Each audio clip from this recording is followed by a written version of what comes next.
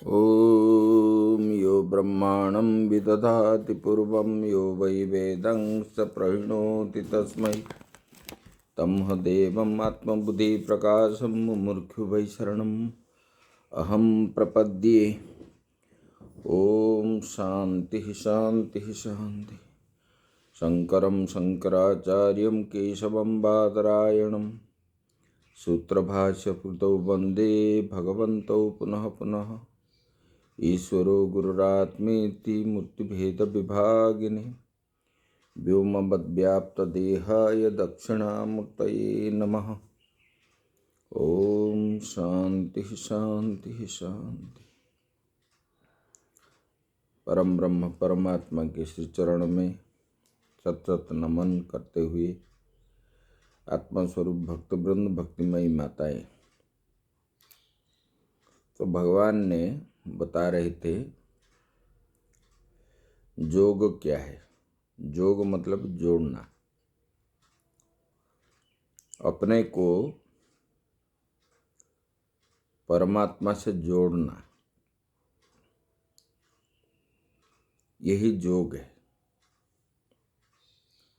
शास्त्र के अनुसार चित्त वृत्ति निरोधो जोगो। चित्त के जो वृत्तियां हैं उसी वृत्तियों को रोध करना, उसी को जोग कहा गया है। कल हम बताए थे। और उसी में क्या होता है, जोग क्यों करना है? बोले कि हमारे अंदर जो जन्म जन्मांतर का पाप है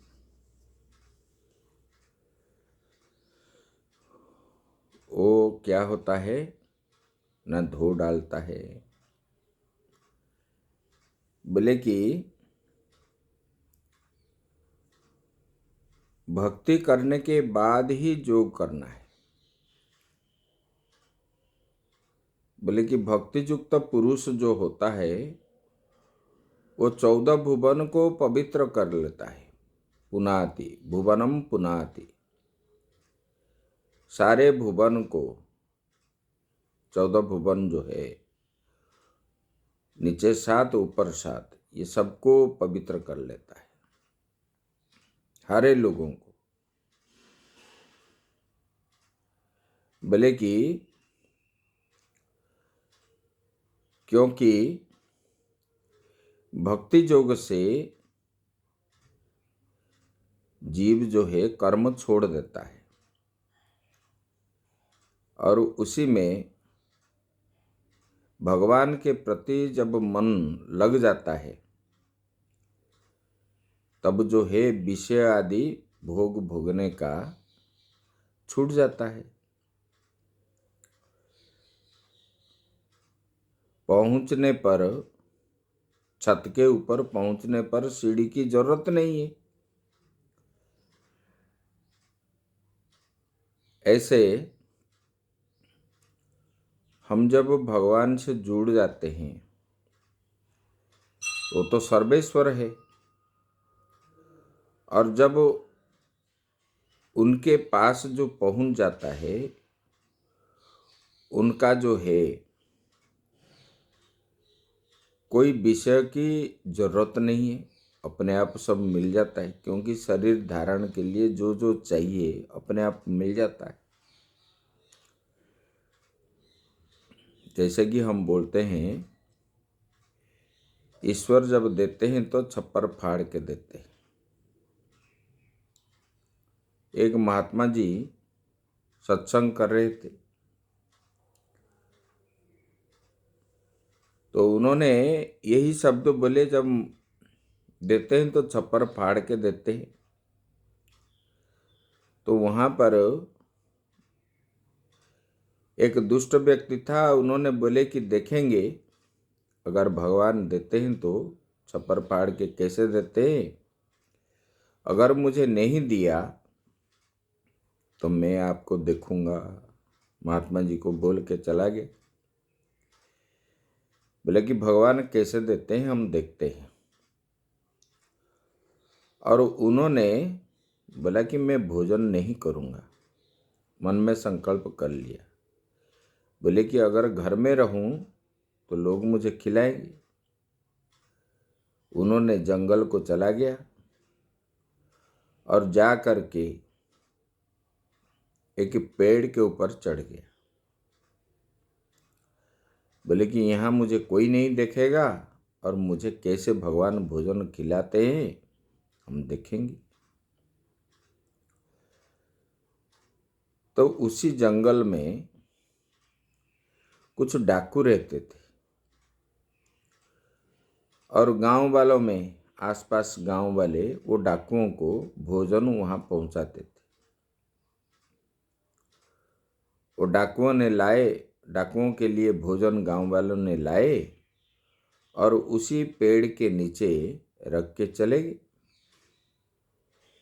इनको मालूम नहीं था, वो देखा कुछ लोग आए और डब्बा लेके आए और नीचे रख दिए, चले पड़े। कुछ समय के बाद डाकुओं ने आए, उनको भी उन्होंने देखा। वो पूरा घना के अंदर वो बैठा है, पेड़ के अंदर, उनको कोई नहीं देख पा रहा है। तो डाकुओं ने ऐसे भोजन के लिए तो आए और अपने अपने हाथ में पकड़ लिए।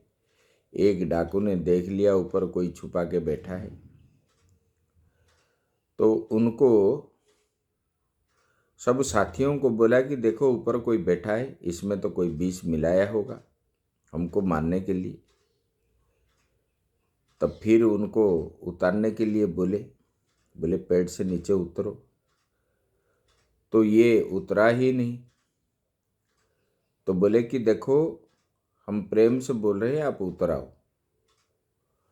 जब माने नहीं तो वो डाकुओं ने ऊपर जा कर के उनको उतराया और इनको पूछने लगे आप यहाँ क्यों बैठे, किस लिए बैठे, ये भोजन में आप विष मिलाया होगा। तो उन्होंने बोला कि नहीं मैं मिलाया नहीं, मैं तो ऐसे आया था। बोले कि नहीं तुम झूठ बोलते हो। तो बोले पहले इनको खिलाओ। जब उन्होंने नहीं खाया तो उनको मार मार के खिलाए। तब जो है इन्होंने मानने लगा। बोले कि ये जो सब हो रहा है ये ईश्वर की इच्छा से हो रहा है। जब ईश्वर भगवान जब मिल जाते हैं, भगवान को जो बुलाता है उनका तो कोई भी इच्छा नहीं रहती, अपने आप मिट जाती है। और शरीर धारण के लिए जो खाना, भोजन, पहनने का, रहने का व्यवस्था सब वही करते हैं। भीषास्मात् बातो पबते जो बताया गया है, जिनके आज्ञा से हवा चलती है, सूर्य चंद्र उदय अस्त होते हैं, वर्षा आदि होते हैं, उन्हीं की इच्छा से। और उन्हीं की इच्छा से ही सृष्टि का सब कार्य जो है हो रहा है। बोले कि ऐसे परमात्मा से भक्ति करने से उनका जो है संसार के जो बुरे बुरे वो सब क्या होता है, मनोरम जो विषय है वो परित्याग करके मन भगवान में लग जाता है। और जब इस प्रकार हो जाता है, वो एकांत में बैठ करके भगवान बताते हैं वो मेरा, हे उद्धव मेरा ही भजन करता है। जब मेरे में, मुझ में जिनका भक्ति हो गया, मुझ में जिसका मन लग गया, वो क्या करता है, लगने के बाद उन्होंने एकांत में बैठ के मेरा ध्यान करता है। और ये ध्यान करने से उनका जो है समस्त प्रकार के संसार का जो क्लेश है, बंधन है, और उनके हेतु बहुत है, जो उसको जो है किसने बांध नहीं पाता है। स्त्री पुरुष का जो यौनाकर्षण है, इसके बढ़कर और कोई फंदा है, पति पत्नी स्त्री पुरुष का जो यौन फंदा है, इसमें वो बनता नहीं है। बोले कि ऐसे वो ध्यान करता है। बोले कि ध्यान जो है कैसे करनी चाहिए। बोले कि ओंकार का उच्चारण, बोले कि सम स्थिति में जो समतल भूमि है उसी में बैठना चाहिए, आसन भी सम करना चाहिए, और सिद्ध होकर के सुखासन या पद्मासन में बैठना चाहिए, और अपने गोद में जोग मुद्रा में हाथ को रखना चाहिए, और रख करके रीढ़ सीधा करके बैठ के अपने नासाग्र को दृष्टि रखनी चाहिए। ये हम कल बताए थे। नासाग्र को दृष्टि क्यों रखे। बोले कि मन जो है इधर उधर होता है, दृष्टि इधर उधर होती है, तब जो है ये दृष्टि सही एक स्थान पर रहेगी। उसके बाद बोले कि धीरे धीरे आंख बंद करके अपने इष्ट का चिंतन करनी चाहिए। बोले कि ये इष्ट का चिंतन कैसे करोगे। बोले कि पहले आंख बंद करके आज्ञा चक्र में ध्यान रख करके ओंकार का उच्चारण करना चाहिए 3 बार। पहले प्राणायाम करोगे, बाद में 3 बार ओंकार का उच्चारण करनी चाहिए। ये ओंकार का जो उच्चारण होगा, बोले कि वो भी कैसे है। बोले कि वो उच्चारण जो है पूरा नीचे से मूलाधार चक्र से ही शब्द निकलना चाहिए, जो कि ऊपर ऊर्ध्वगामी हो। तो ऐसे क्यों करना है। बोले कि हमारे हृदय कमल में एक कमल है, मुरझा हुआ एक कमल है, और उसका कितना यह है। बोले कि अष्टदल पद्म है, वो मुरझा हुआ है। जब आप ओंकार के द्वारा उच्चारण करके आप बैठोगे, तब जो है वो खिलेगा, और उसी में आपको उन्हीं के अंदर जो कर्णिका आदि है,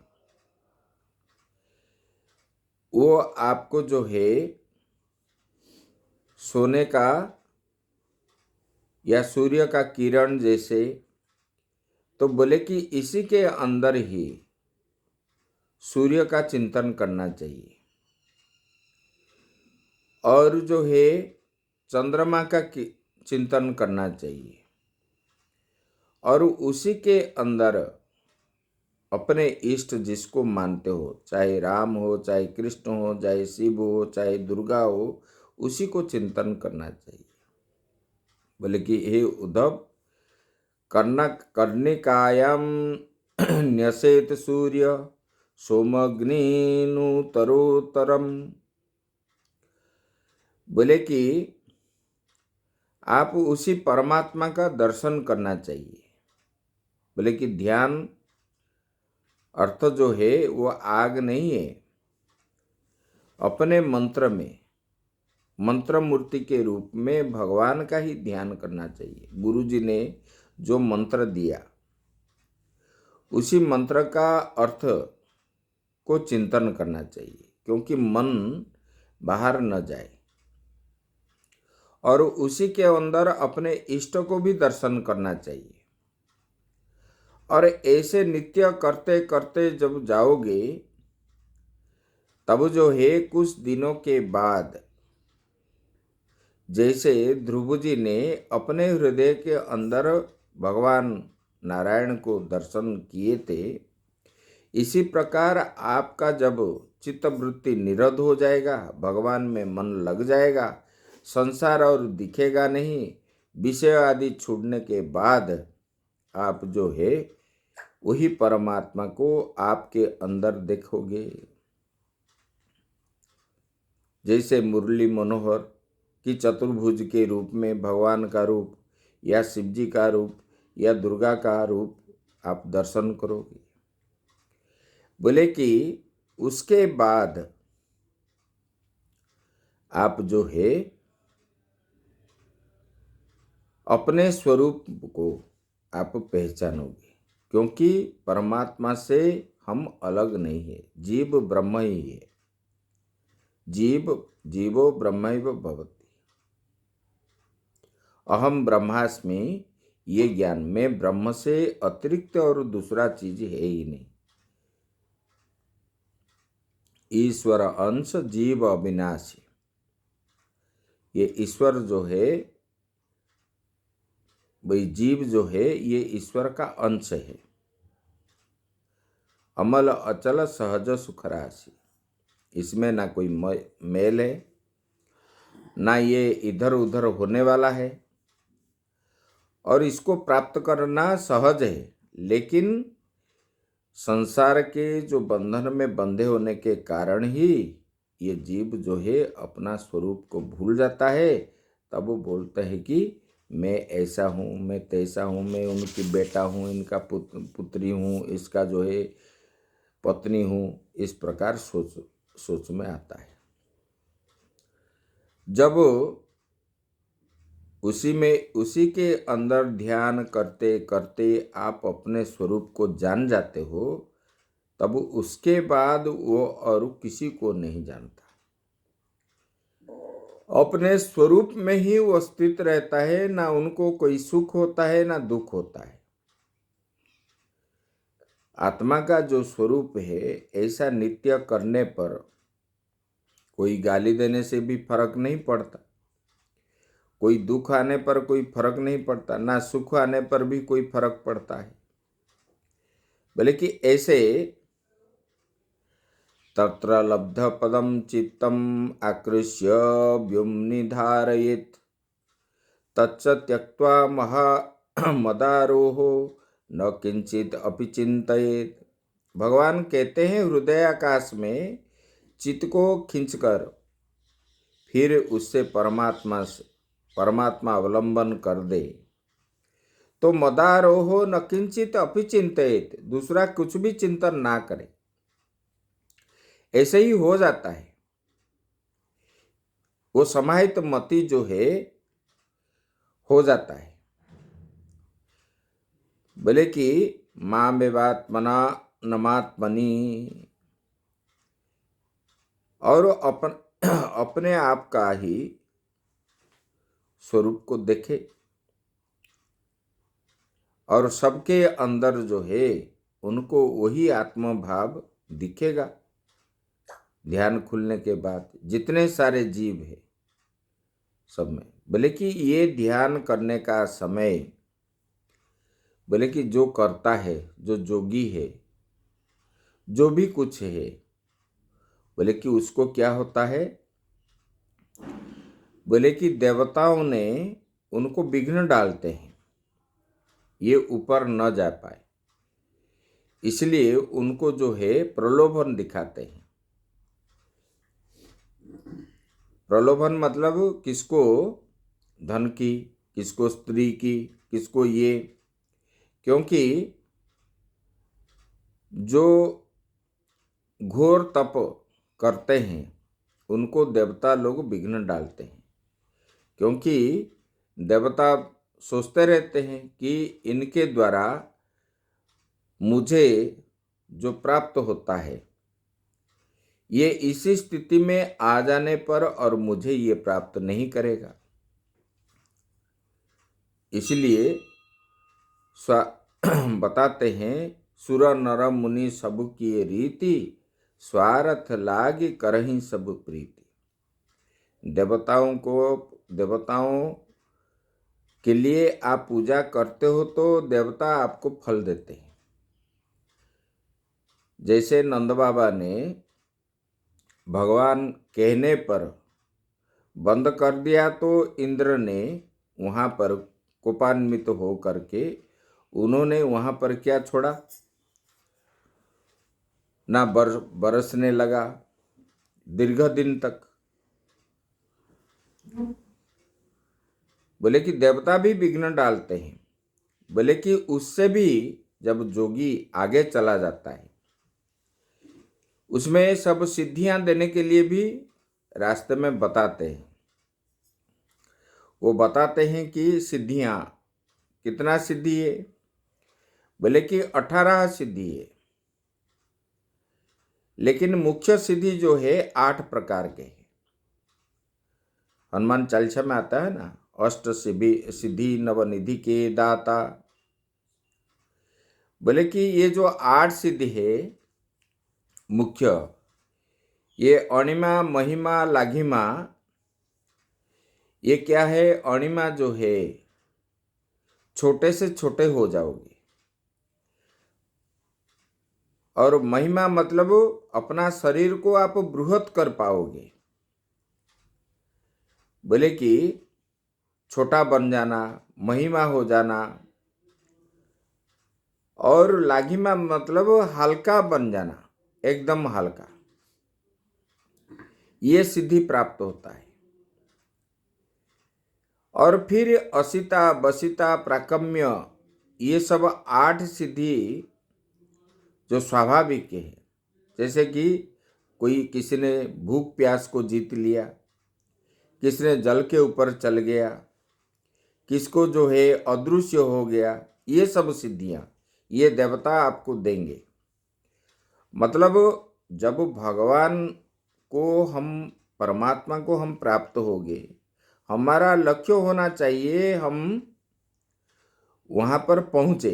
अगर ये सब प्रलोभन देख करके रुक जाएंगे, तो अगर भगवान को हम प्राप्त हो गए तो ये भगवान के अधीन ही ये सिद्धियां हैं। जब भगवान मिल जाते हैं तो ये सिद्धियां अपने आप मिल जाती है। अगर इसी सिद्धि में हम रह जाएंगे तो भगवान प्राप्ति नहीं होंगे, हमको फिर जन्म लेना पड़ेगा। फिर जो है इसमें आधे में ही रुक जाते। इसलिए साधक को अपना लक्ष्य स्थल ही पहुंचना चाहिए। बोले कि ये सिद्धियां आदि जो है, ते समाधातु उपसर्गा विद्युताने सिद्धये। बोले कि ये सिद्धियां समाधि में, भगवत प्राप्ति में ये विघ्न है। ये सिद्धियां जो दिखाते हैं देवता लोग, आपको भगवान को मिलने नहीं देते। इसीलिए आपको क्या करना चाहिए? बोले कि स्थान्युपनीत मंत्रेण संगम स्माकरणम पुनरपृष्ठ ज्ञात। बोले कि कोई भी देवता आकर को आप कहे कि आओ तुम्हें यही जो है भोग में देता हूं, बोले कि ये माननी चाहिए, ये अभिमान करेगा मिलने के बाद। बोले कि इसलिए इसको ग्रहण नहीं करनी चाहिए। बोले कि इसमें मैं नहीं मिलती हूँ। भगवान बोलते हैं आपको तो सिद्धियां प्राप्त होता है, लेकिन मैं नहीं मिलती हूँ। बोले कि ये जो है आपको ये सब मिल जाएगा, सिद्धियां सब प्राप्त हो जाएगी। बोले कि संपूर्ण सिद्धियों का हेतु और पति कौन है? बोले कि मैं ही हूँ, मैं उनका स्वामी हूँ। मद्धारणम धारयत कासा सिद्धि सुदुर्लभा। बोले कि ये जो है संपूर्ण सिद्धियों का कारण मैं ही हूं, और पति भी मैं ही हूं। भगवान बताते हैं। बोले कि मुझे प्राप्त होने पर, क्योंकि ये चराचर जगत में जितने सारे चीज बनी हुई है, ये सब भगवान का ही है, उन्होंने ही बनाया है। और वो जो है हमको भी उन्होंने बनाए, और जितने हम मिराकिल आदि देखते हैं वो सब उन्हीं का ही है। बोले कि वो प्राप्त होने पर हमको सब कुछ प्राप्त हो जाता है। इसमें चिंता करने की कोई आवश्यकता नहीं है। सर्वासाम अपि सिद्धानाम हेतु पतिरहम प्रभु। बोले कि मैं ही सब सिद्धियों का हेतु है, मैं ही सबका पति हूँ, और सब साधन का स्वामी भी मैं ही हूँ। और मुझे प्राप्त करने पर जीव का कल्याण होता है, और सब सिद्धि आदि सब उनके बस में रहते हैं। और सिद्धि के पीछे जो दौड़ते हैं वो नरक में जाते हैं। बोलते हैं ना, मिराकिल दिखाते हैं। किसके हाथ से शहद निकलता है, किसके पाँव से, कोई कुछ दे देता है, ऐसे मुट्ठी खुल देता है तो कुछ मिल जाता है। भले कि वो उसी में ही रहता है, वो भगवान मतलब वो परमात्मा को वो प्राप्त नहीं करता है, वहां तक है। अभी क्या है, आप देख रहे हैं तो आपको विश्वास हो रहा है, लेकिन उनको मुक्ति नहीं प्राप्त होती। वो किसी को मुक्ति नहीं दिला सकता। आपको खिला सकता है, पिला सकता है, आनंद दे सकता है, लेकिन मुक्ति नहीं, मुक्ति का मार्ग बता नहीं सकता, क्योंकि वो खुद मुक्ति में नहीं गया है। इसलिए भगवान ने बता रहे हैं, बोले कि मुझे प्राप्त करने से जीव का कल्याण होता है। ये सब चीज ये जगत का ही है। जगत जैसे नाशवान है, ये सिद्धियां भी बनी हुई है, और जो बनी हुई है, जातस्य ही ध्रुव मृत्यु ध्रुवं जन्म मृतस्य च, जिसका उत्पन्न हुआ है उसका विनाश भी है, जिसका विनाश है उसका भी उत्पन्न है। इसलिए ये विनाश जो है ही नहीं, उसके पीछे दौड़ने से कोई फायदा नहीं है। जो वास्तविक स्वरूप है उसको जानना चाहिए।